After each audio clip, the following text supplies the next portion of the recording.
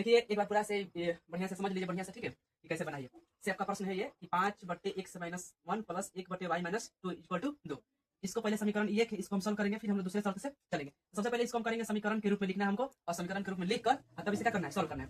तो सबसे पहले हम यहाँ पर क्या करते हैं, देखिए इसको हम पहले सबसे पहले कि जो है, और यहाँ से 5 को बाहर कर देंगे तो 1 बचेगा, 1/x-1 बचेगा। तो हम 1/x-1 को कुछ मान लेंगे, जैसे यहाँ पर लिखेंगे 1/x-1 बराबर ये मान लिया है। आप कुछ भी मान सकते हैं, ABCD कोई अंक मान सकते हैं।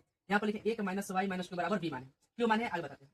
देखिए यहाँ 5 है, 5 को हमने बाहर कर दिया है, यहाँ बचेगा 1 बटा में x-1 तो x-1, प्लस है तो प्लस लिखे हैं, इस 1 को बाहर कर दिया तो 1 को बाहर हो गया है, और यहाँ पर मल्टीप्लाई 1-y-2 हो गया, क्योंकि 1 में गुना करेंगे 1 से फिर 1 हो जाएगा, 5 में 1 से गुना करेंगे फिर 5 हो जाएगा बराबर 2। अब क्या किया कि ये 5 है तो 5, 1/x-1 को हमने क्या माना है a लिख दिया है, ठीक है, प्लस है तो प्लस दिया है। अच्छा बताइए कि 1 में से फिर गुना करेंगे 2 हो जाएगा, हमारा 1 है, 1/y-2 को क्या माने है b, 1 में b से गुना करेंगे पूरा b हो जाएगा बराबर 2 है तो 2। इसको हम समीकरण 1 मान लेते हैं। दूसरे शब्द से दिया हुआ है कि 6/x-1 माइनस 3/y-2 बराबर 1। सेम वही काम हम लोग करेंगे कि 6 को बाहर कर लिए तो बचेगा यहाँ पर गुने 1 माइनस 1/x-1, क्योंकि 6 में 1 से गुना करेंगे फिर हमारा 6 हो जाएगा। इसको हम लिख सकते हैं, माइनस तो माइनस 3 को बाहर किए हैं तो यहाँ भी 1 बचेगा, 1y-2 बराबर 1, 1 3 में से करेंगे फिर हमारा 3 हो जाएगा। फिर वही काम 6 है तो 6, इसको पूरा 1 माना है तो a लिए, माइनस तो माइनस, 3 है तो 3, इसे पूरा b माना है तो b लिए, इस समीकरण 2 हो गया। अब हम किसी भी विधि से क्या करेंगे, सॉल्व कर लेंगे। ये सब सबसे आसान जो विधि होता है विलोपन विधि होता है, विलोपन विधि से लिखे समीकरण 1 समीकरण 2 से। समीकरण 1 हमारा है 5a प्लस b बराबर 2, दूसरा समीकरण जैसा आप सब देख सकते हैं ये वाला है, ठीक है। अब हमको विलोपन विधि में किसी एक का मान को क्या करना होता है, बराबर करना होता है, चाहे वो कोई भी मान हो, इसको कटा देना होता है, ठीक है। हमने पहले हमको बराबर कर लिया है, 6 में 5 से गुना करेंगे 30 होगा, 6 में 20 से करेंगे 6 b बराबर 6 दूनी 12, ठीक। 5 में 6 से गुना करेंगे 30 होगा, फिर माइनस है 3 5 15 होगा, 5 एकम 5।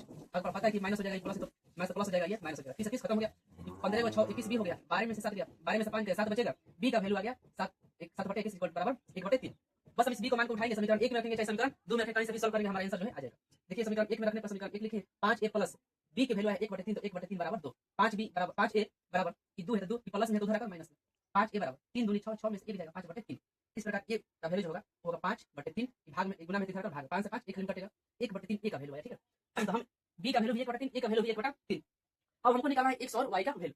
क्या हम देखिए चूंकि माने है a बराबर 1/x माइनस a, यहाँ पे देखिए माने a बराबर क्या माने 1/x माइनस a, तो हम a का वैल्यू बताए हैं कि आपको 1/3 है तो 1/3 बराबर, इसको हम लिख दिए, क्रॉस मल्टीप्लाई किए हैं, x में x से करेंगे x होगा, माइनस 1 में x से करेंगे माइनस है, 3 में जब x से करेंगे तो 3, x बराबर 3 है तो 3 माइनस में उधर जाकर क्या हो जाएगा प्लस में, x का वैल्यू 4 आ जाएगा। उसी प्रकार सेम टू सेम देखिए b बराबर माने 1/y-2, b बराबर माने 1/y-2, b का भी वैल्यू आया है 1/3 तो 1/3, फिर वही काम किए हैं क्रॉस मल्टीप्लाई, y में x से करेंगे y, माइनस b में x से 2 से करेंगे माइनस b, 3 में x से करेंगे 3, y बराबर 3 है तो 3 माइनस में उधर जाकर प्लस में हो जाएगा, और ये जो 3 है तो ये 3 2 हमारा 5।